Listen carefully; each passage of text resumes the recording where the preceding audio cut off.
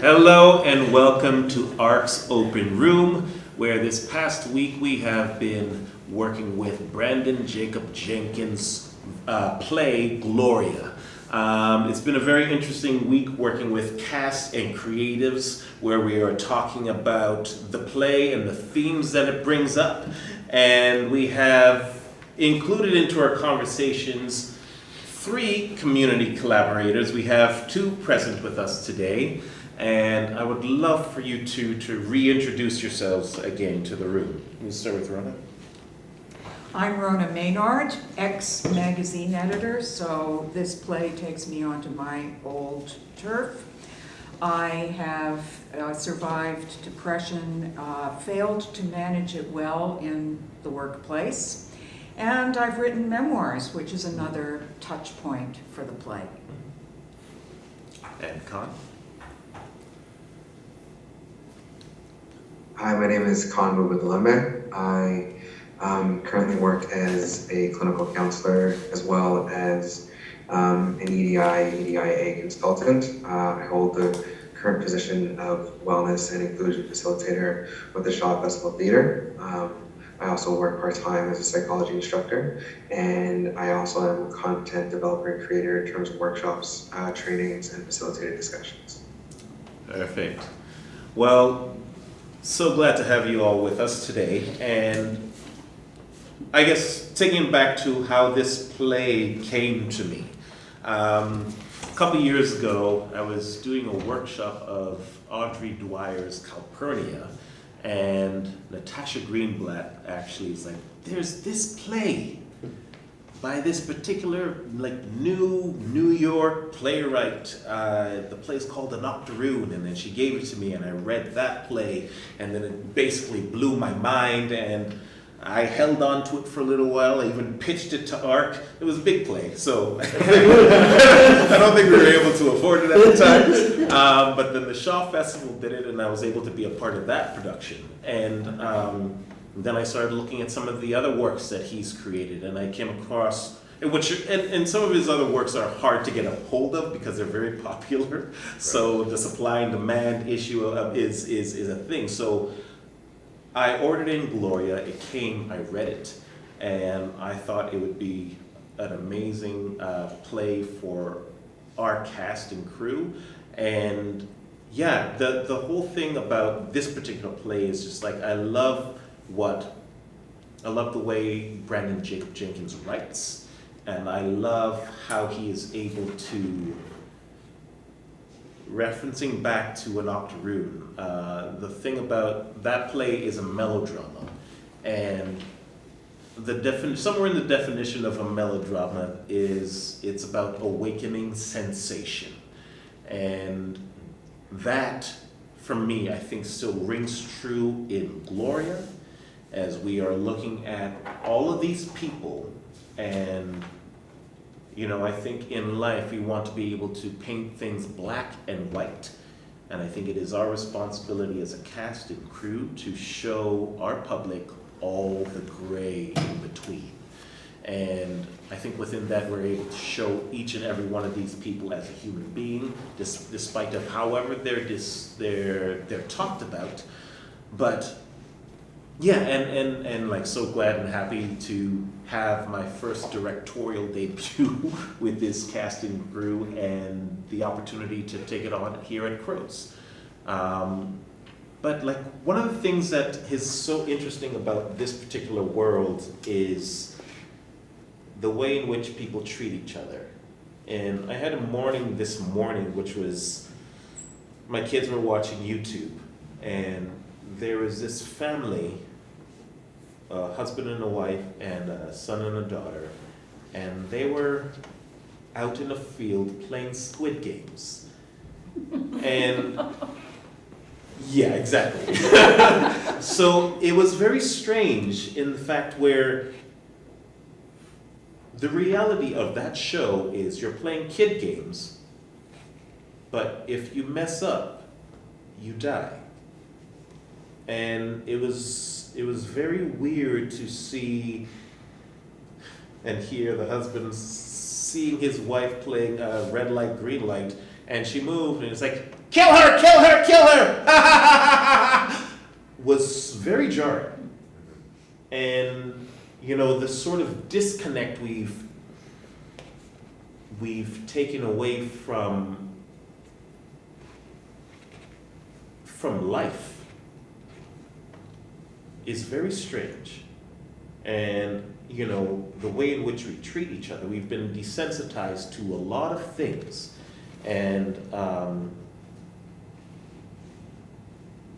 I think this play is an interesting route in which we can re-examine how we treat each other in like moments precursor to an event of trauma, or how we address things after a moment of trauma.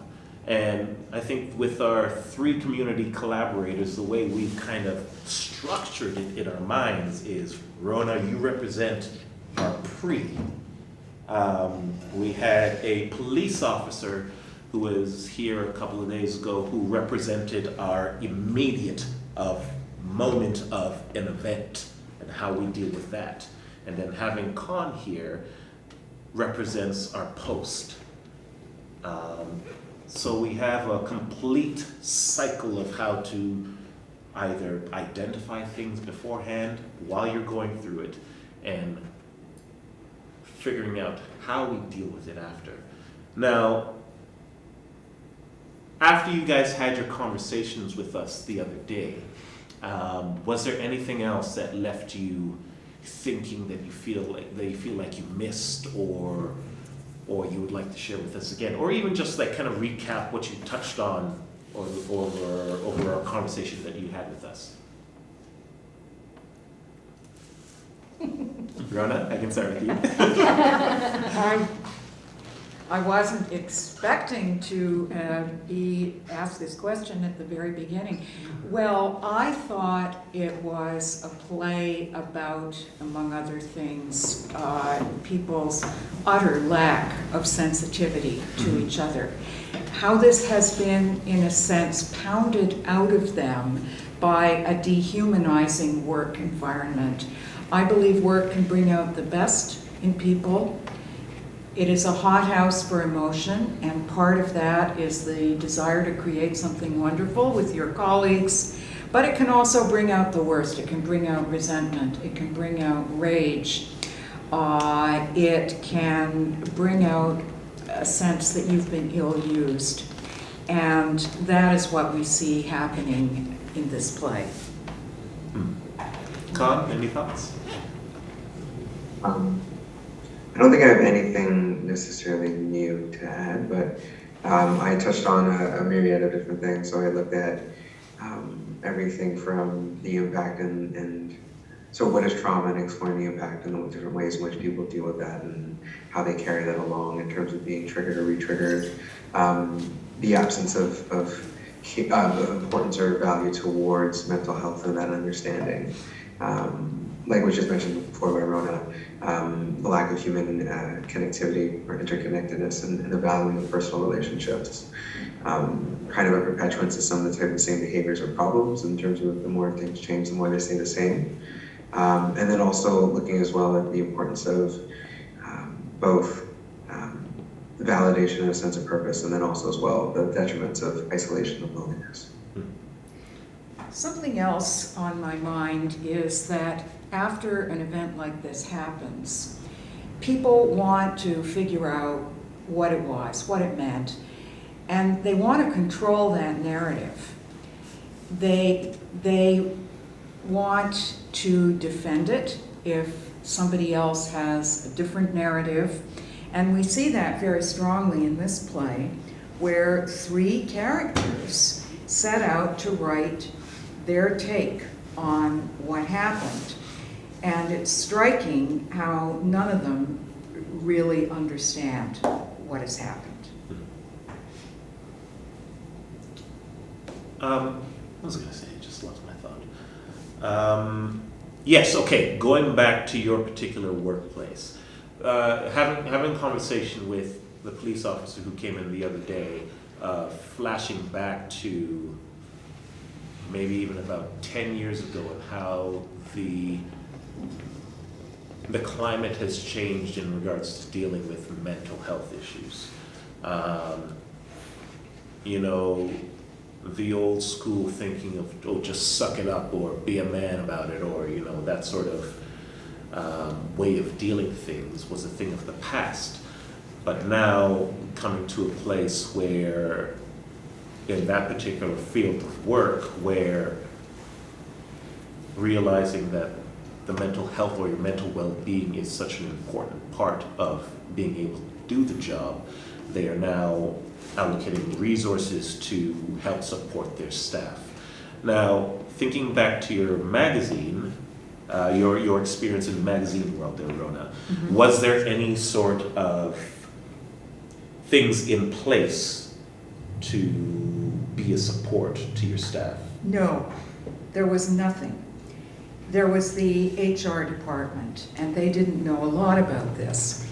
Now there is a national protocol in place in many companies, but I really wonder how much good it has done, because a protocol is only as good as the people who are going to live it and breathe it and carry it all the way through the ranks. If people think this is just another stupid procedure from HR, they're not going to care about it much. I have looked at this protocol, and it's eye-glazing. Really, so much of it comes down to people being able to see one another, listen, talk, be able to ask the hard questions and say the hard things. It is so terribly embarrassing, at least I found it embarrassing, to go to somebody who takes great pride in their work and has a strong sense of professional ethics and say, I notice that you have missed 3 deadlines. I notice that you were trying to write a letter and you could not write it, and you asked me to write it for you. That actually happened. So management or consultants or somebody has to actually walk with the people who are contending with this every day. And the other thing they really have to do, they have to take a stand against cruelty in their workplace. They have to make it known that abusing people is just not okay. And I told the story about a guy in an office where I once worked who pointed a gun, a real gun, at a pregnant woman's stomach. And I'm sure he said, when he was hauled on the carpet about it, I was only joking. Well, this is not funny. This is abusing someone. This is terrifying someone. And as long as people think that that is okay, they're going to continue to do it. Now, Con, I was first introduced to you this beginning of the pandemic, I guess, if you will, via the Shaw Festival. Was this your first experience of working with the theater at that particular point? Oh, we lost you. Muted. Oh yes, that was my first experience with theater. Nice. Well, like, I guess I'm curious about, well, I guess as we're all coming out of a, what would you call this? A collective experience of trauma, maybe, of COVID.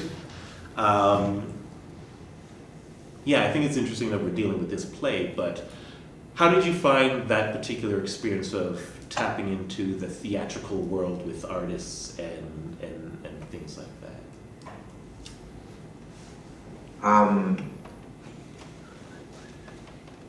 For me, I think it was just really, I'm always fascinated and interested in meeting new people, or kind of just immersing myself in a different culture and reality. So it was really interesting to kind of just see how people operate and how people interact and how relationships are built within that culture. So the theater world is something that before that was very foreign to me, not something that I was really at all exposed to. And so to kind of understand a little bit about not just what goes behind the scenes in terms of technically, but just with the people as well, and what like the culture that surrounds the world of theater and what that's like was really interesting and fascinating for me. So I feel like I'm still in this learning process right now of adjusting to that new reality.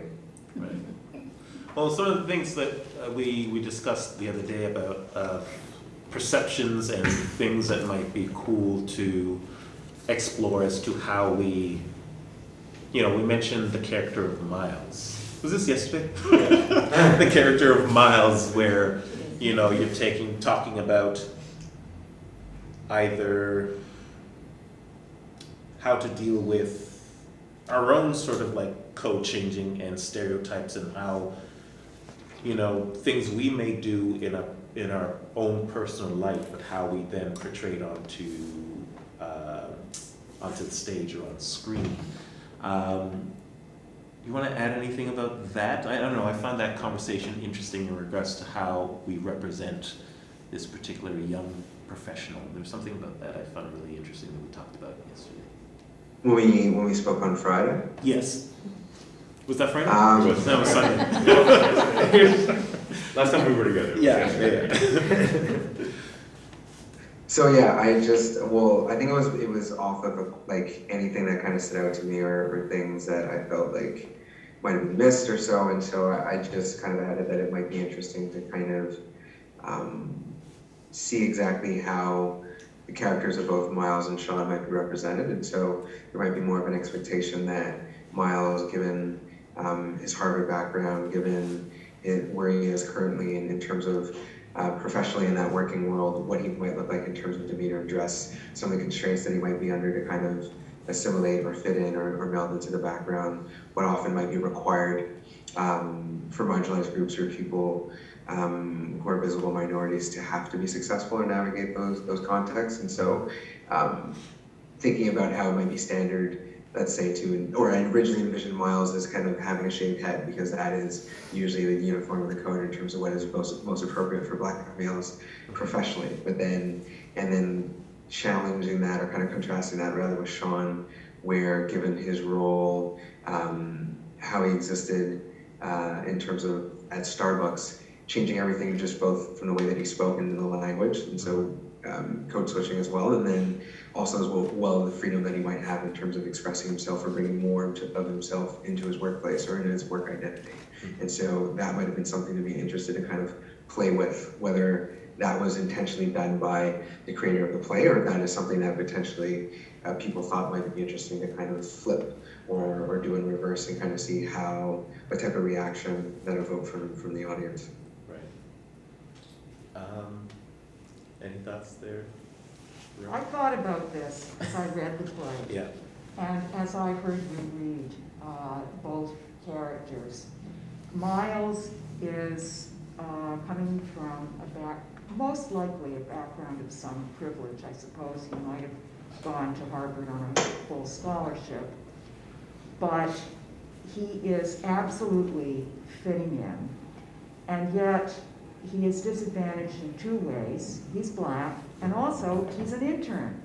And the people in this office really want to put the interns down. That's one way in which they get to feel powerful themselves by underscoring somebody else's lack of power relative to them. So Miles is very early on put in his place by being made to do a stupid errand for the vitamin water, because this is what interns should have to do.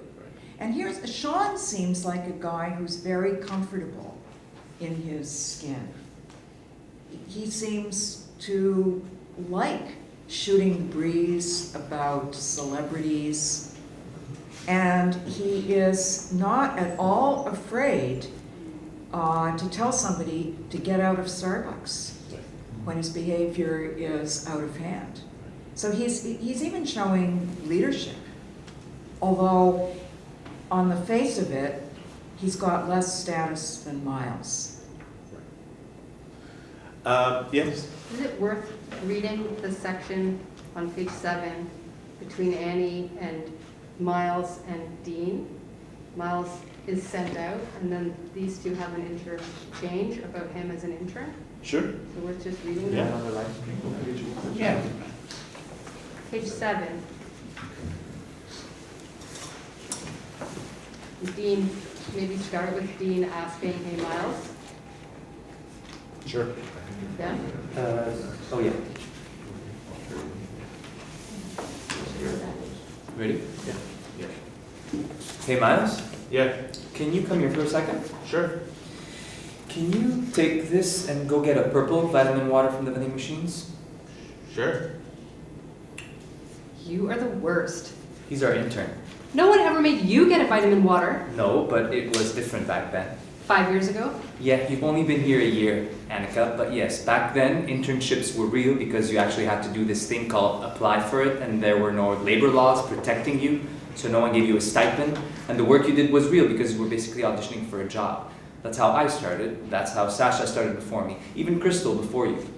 Now all these baby Ivy League fuckers, they just waltz in here on a recommendation from their fancy writing professors, just looking to pad their stupid resumes, and then we're stuck running some sort of summer camp, literally making up busy work for them to do on top of our actual work, because they're too entitled to do anything else, and they know they'll just get handed better jobs than ours right after college anyway, or start their own internet media platform, digital stupid space app, dummy stupid thing, and make $1 billion selling it to Facebook. This kid should be getting people vitamin waters for the life experience. Can I borrow you? Yeah, of course.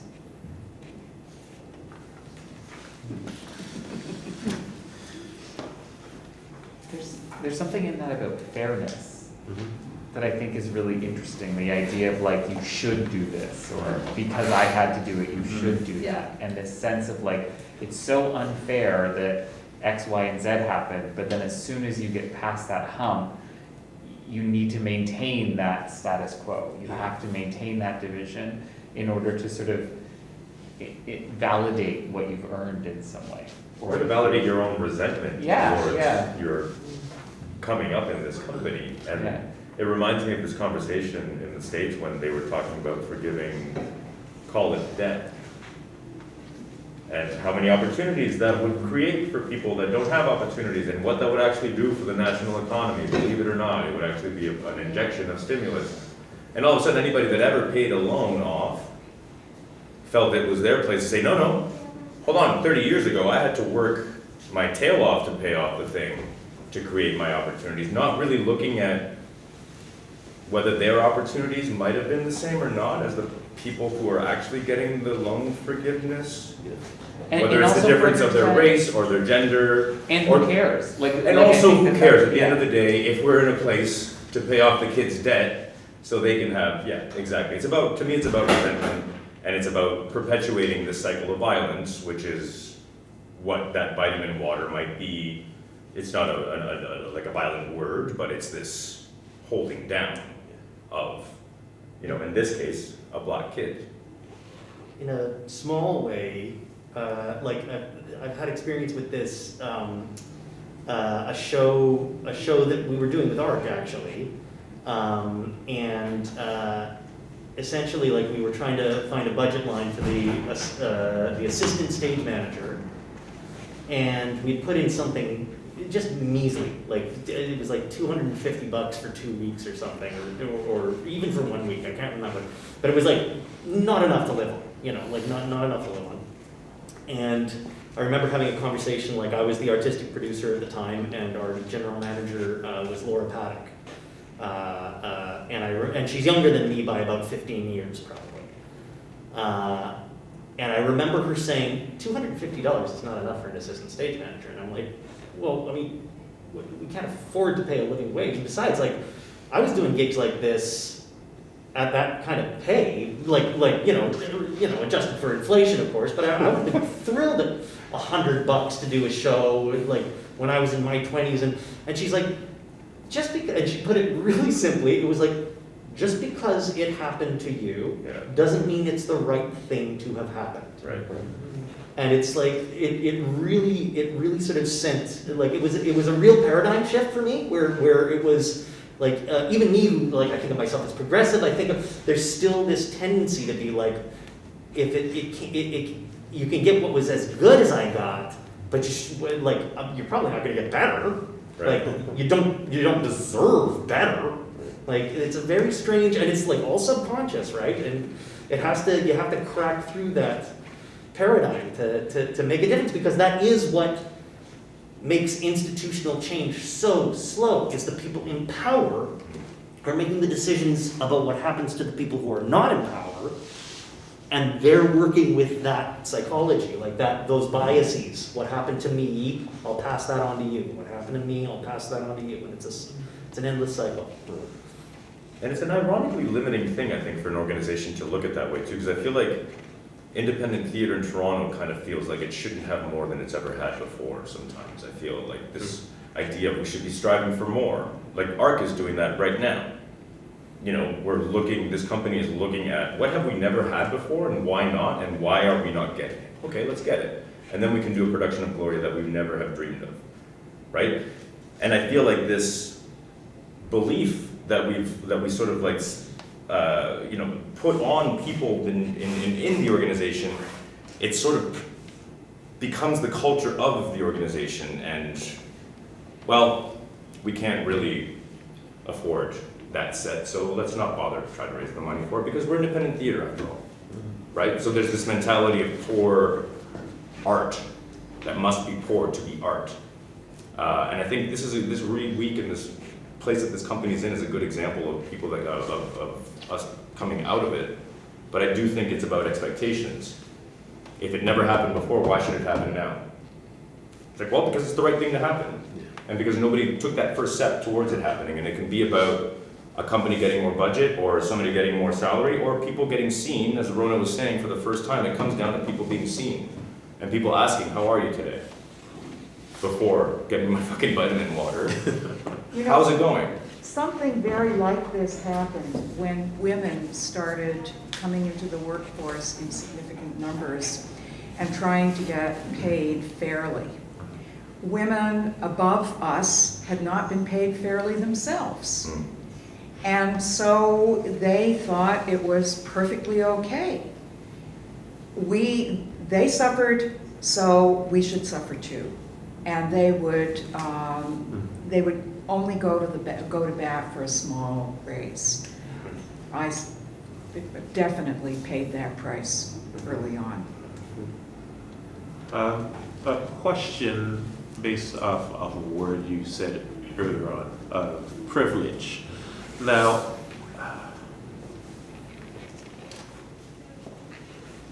I guess it's a question. I'm just gonna put it on you for a second. Is it an assumption that you think that Miles comes from a place of privilege in order for him to have that particular internship?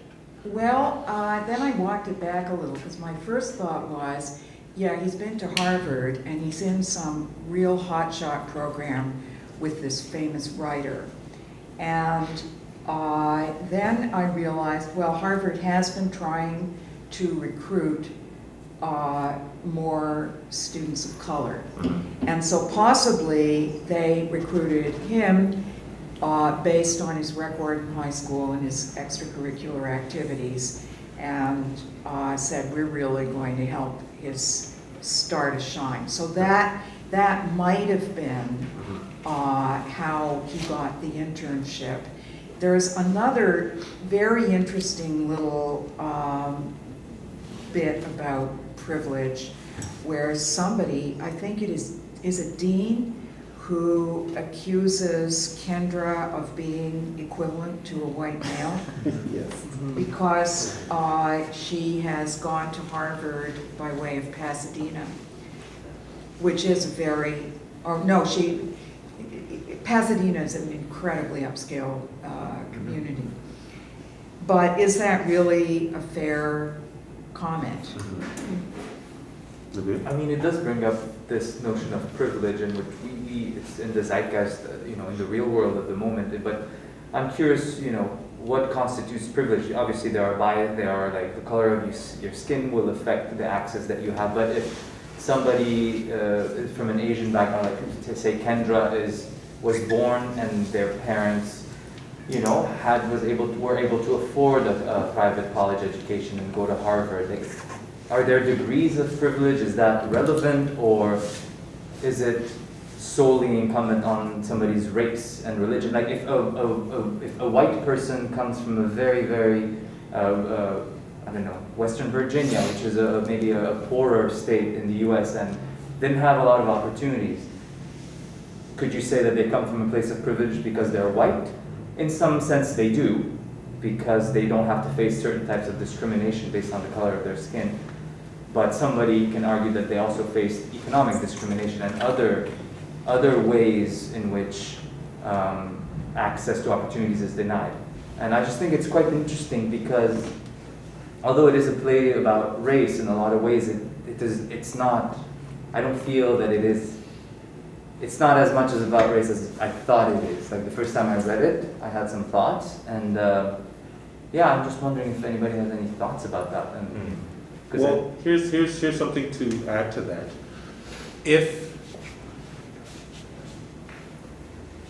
What would happen if there's one perspective I think is missing from the play, and talking about balance. What do you think would happen if this added perspective was added in it, and this perspective is of a straight white male? Mm-hmm. Do you think the balance of the play would topple over a little bit, or because we have a gay white male, we have an Asian female, a young black man, Nondescript. maybe Jewish, maybe partly Mexican. And like I think, and we have straight white women. I bet Michael is a straight white male. But he's never seen, That's right. right? So is the importance of the straight white male taken away, or is it amplified? Is it? I mean, I'm not looking for an answer, but this is the question that brings up, right? Why? You're probably right. Let's take that, right? Like, why does he never come on stage, right? It's the framework for everything. Well, that's it. It's the framework. It's already their frame. It's already Michael's frame, assuming he is the straight white male. And like we've talked about, nothing is by accident. Mm-hmm. You got rewrites between which productions? Or there was a new publication between 2014 and 2016? Like I think it's like, a year apart. Meticulous changes, paying attention to the culture that's happening at the time, which I appreciate and find confusing, or find like, I missed that one thing about the white. Something has just occurred to me. What social class is Dean? He's from Jersey. Star fucking class. I asked myself the same question. And I think it is implied that he may be from a working class background. We never talk about his college. We don't know if he went to an Ivy League school. We know he's been grinding, supposedly, for 5 years in that industry, but I find that also interesting. I think in the back of my mind that BJJ had him as a working class guy, but he wanted to be subtle about it. And this might explain some of the resentment that he has toward Kendra, for example, and why he is pretty snarky about her being the equivalent of a straight white male. He probably didn't go to an Ivy League school. He probably went to a state school. So who says that Miles did? What? Go to an Ivy League school. Does Miles? He goes to Harvard. Miles went to Who Harvard. says it though? Nan and Dean. Nan says it when she recounts it in the coffee shop. She's telling a story from a specific professor. Right Right. kid from Harvard. Yeah. Okay. Does Dean know, I think maybe there's a clue there that Dean also went to Harvard in terms of knowing that teacher same that teacher. Nan and Miles are talking Oh, about? yes, Professor, yeah. Professor. But does he know him physically or by reputation? Because if Richard Morrison, I think that's his That name, is Yes, well done. is a real hotshot, then all the writers and journalists are going to have read his articles and his books, and they'll be talking about him. But that's also a question of who has had access to Richard Morrison. If they both were on the campus, then that means both of them, but one of them decided to take the initiative to get themselves into the room with Richard Morrison the same way. I think Dean is actually much more threatened of Miles than he is of Kendra, personally, because he sees a younger version of himself who can show up at 9 a.m., not hungover, fight the fight that, I think there's a recognition.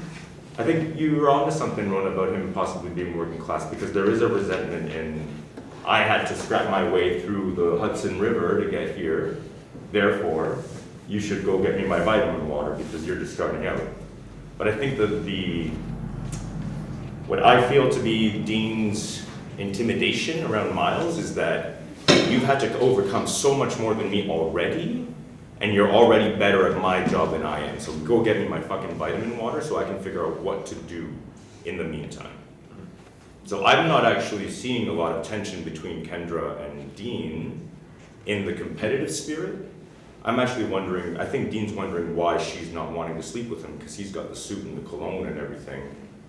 So just different opinions and whatnot, but I think the actual competition and the actual resentment comes from Miles already overcoming so much to get into the internship, and whether it's because he went to Harvard or not. Fuck, can you imagine getting into Harvard as a young black man, whether they have an initiative or not? They're not all getting in, right? So I think there's an interesting mirror between Dean and Miles right off the top of the play. Right. Yeah. Just quickly, Athena, you brought up whether it's possible that Dean went to Harvard. In the passage we just read, he mentions that Miles got the internship based on fancy writing professor's recommendation. And so it makes me feel that he is critical of the access that Harvard kids have, which makes me feel that maybe he did not go to, I do feel resentment when he speaks. You might have gone to Dartmouth. Right. There's such a fun power thing that he does on 33 when Miles says, "Oh, just like Professor Morrison," and then Dean responds with, "What about Rich?" Like he names him versus. But it's Miles also possible saying, that you went to the school that couldn't like, get in what that a class. power thing. Well, Is that not a thing? Well, think he knows they could have, like, Yeah. could be as simple as they both had the same teacher, but Only one of them got Zine, in. well, the writing that you've been doing has been happening for a while, but his initiative is in his writing. And getting people to see it. Well, no, I think the writing is doing its thing on its own. Right. You know, because you write an assignment, the teacher has to read it anyways, so. But that's what I'm trying to say. It's not about him showing up in the room and it's like, okay, it's the black kid, let's listen. It's like, here's my writing. Oh, okay, in that case. Yeah. So I think, yeah, the jealousy comes from your writing didn't get, again, in this sort of theoretical world that I'm the tension. I think it's possible that they did both go to Harvard, that they both did get into Rich Morrison's class, but only one of them got the recommendation. Well, you know, here's another possibility. There are people all over Toronto who refer to Margaret Atwood as Peggy. Now, she does not like people to call her Peggy who are not friends. But people do it just to act like they're in the middle of things, close to the center of power. So the fact that Dean refers to Morrison as Rich might be that kind of thing. He reads obsessively about the literary world, and he knows that Morrison is known as Rich, just as people know that Margaret Atwood is known as Peggy.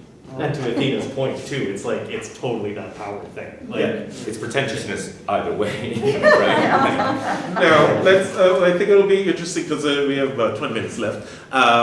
Now, shifting the conversation back to Gloria herself. You both had some interesting points that you brought up the other day. Rona, you said that you think that the only person capable of a certain thing in this office you thought was Gloria. while Con, you really hung on to the idea of her isolation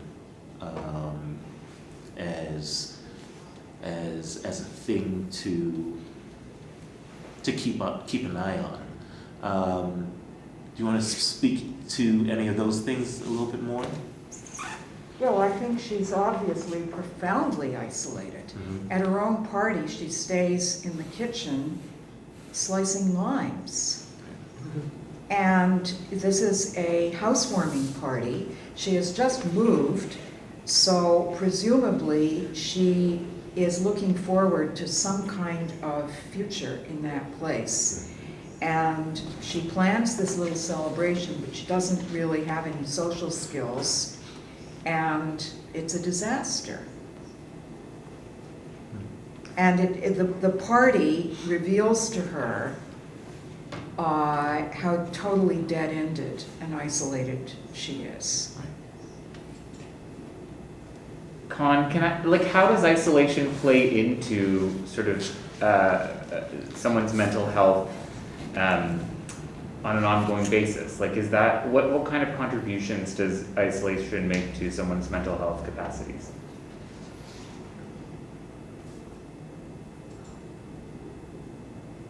I think it largely depends on the situation of the person. Like, I wouldn't necessarily say that there's one way which can play in. I think for Gloria, I think what was particularly difficult was, I think both the fact that like she was constantly surrounded by individuals and generations that had gone through her workplace, and then, or the fact that like she was often also the topic of conversation for different reasons. So in the same way, like constantly surrounded by people, often talked about but not talked with, or like surrounded by people but not being a part of that. And so like this kind of dichotomy of both being so close to people constantly, but at the same time so disconnected or apart, or kind of just denied entry into that. And I feel that, like, for me, what stood out a lot about Gloria was both a sense of isolation and loneliness, potential rejection, and how that might play into value or self-worth. And then also as well, I think sense of purpose. Like, I think for her, both, like, they talked about her moving from Florida over to where she was working, and then as well the importance of her like spending her life building up and saving to be able to afford that apartment. And I think both of them kind of led to this hollow or empty or disappointing experience at the end of it, where she was still left alone despite all she'd invested and sacrificed to both ends. And so like those are different ways, I think, at least for Gloria, that it really kind of stood out about her unique and particular isolation and how regular and constant it was. At the same time, like being denied entry in, but being used, whether it's for the company in terms of their purposes or just for people socially in terms of comments or office banter. Yes. So much fun might not be the right word, interesting for you to find those building blocks of the cumulative effect. Mm-hmm. Because, you know, what was her childhood like all the way up to now?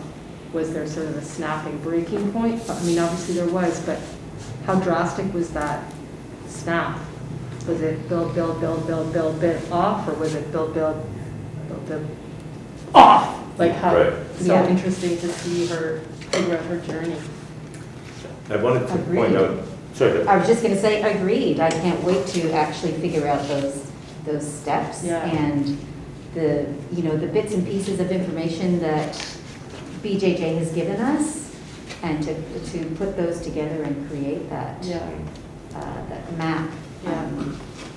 Can't wait, Yeah. still figuring it out. Well, something that like I think might take up the rest of the time is, I mentioned Khan the other day referencing another play of his and being in a very capitalistic yes, system of setting this play in the U.S. and also Canada has a lot of those aspects to it too, of therapy almost being a thing of privilege, a privileged possibility for a person, whereas our healthcare is covered here, but as you mentioned the other day, dictating what is a medical expense as to therapy is not as of yet. So within this world of these people and thinking about your own personal lives, do you think the system is a good sort of thing that stands in the way of allowing these people to even think of therapy as an option?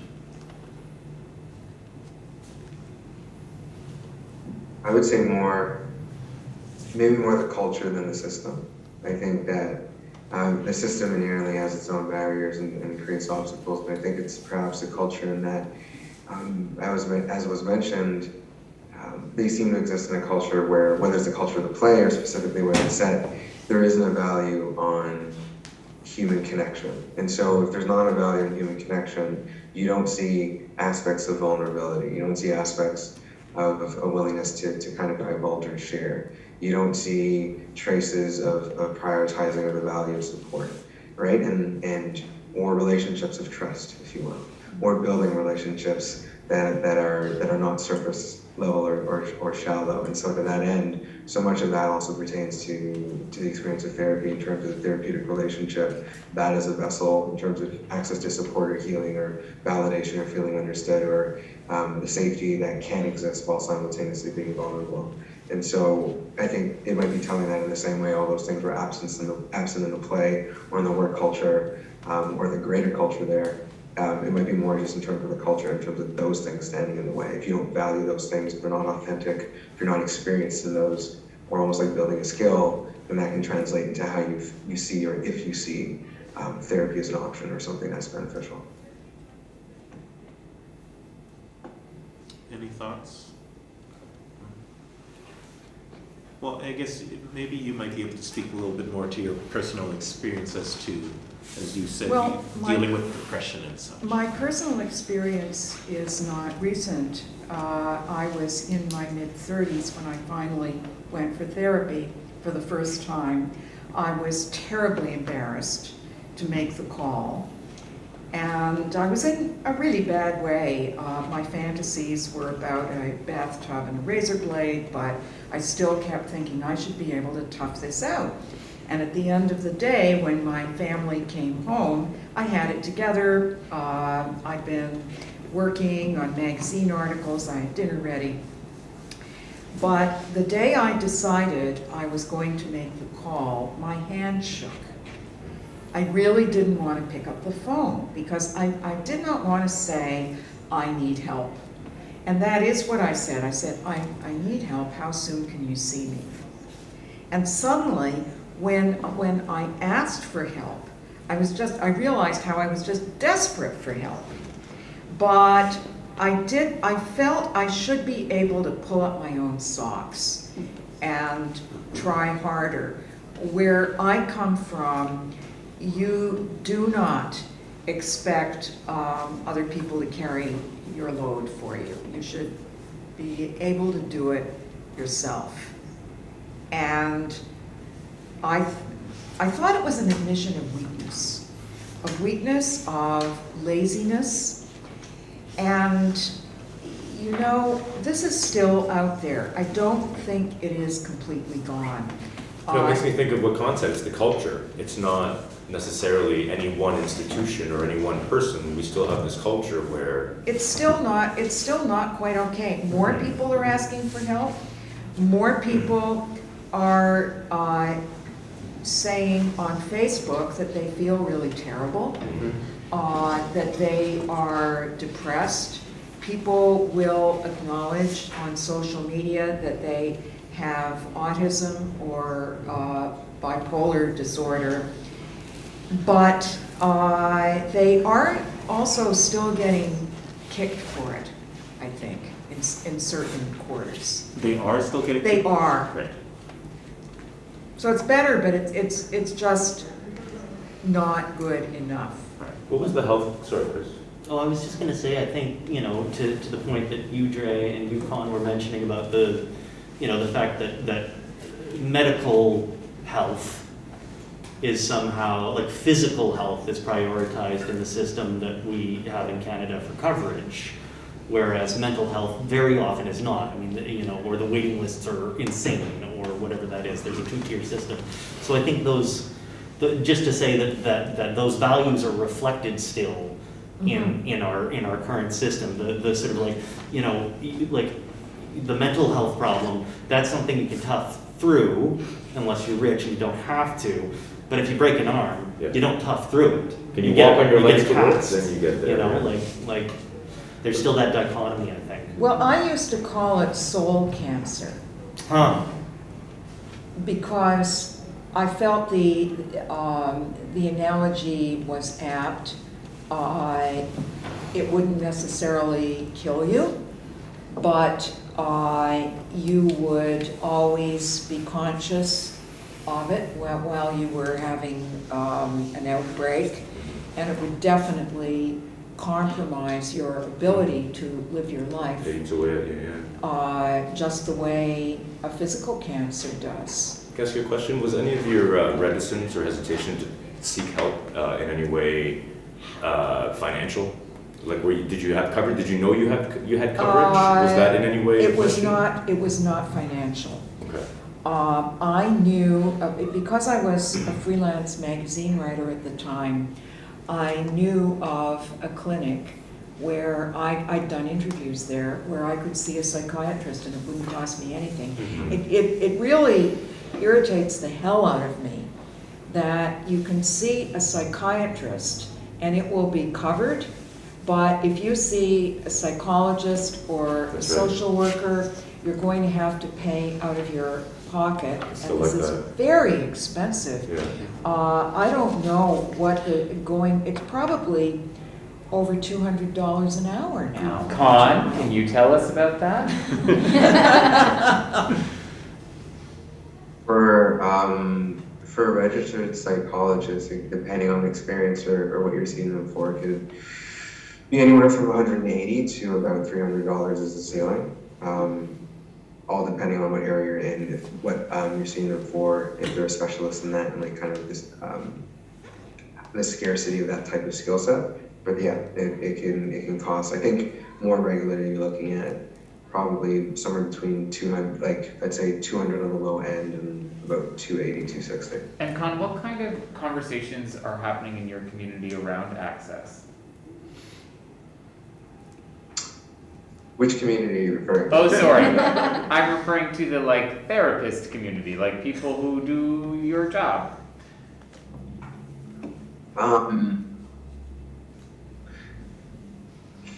Hard to say, but I know it's a mix of things. Like on the one hand, it depends, I think, on the therapist that you're speaking to, because in the same way that I've spoken to therapy being most accessible to the privileged, not exclusively, but I think if you look at those who exist as mental health professionals as well, there's also a large group who would constitute coming from more privileged or wealthy backgrounds themselves. And so with that, I think that'll also affect how they see accessibility, right? Like my lens, no pun intended, will be colored by the fact of the multiple communities that I come from, or the intersectionality. And so at that end, I'm going to look at it very differently, right? Whereas if you come from a different background and how that's going to color what it is that you're seeing, you might not see it as much because you see people you rarely identify with who are using it more than anybody else.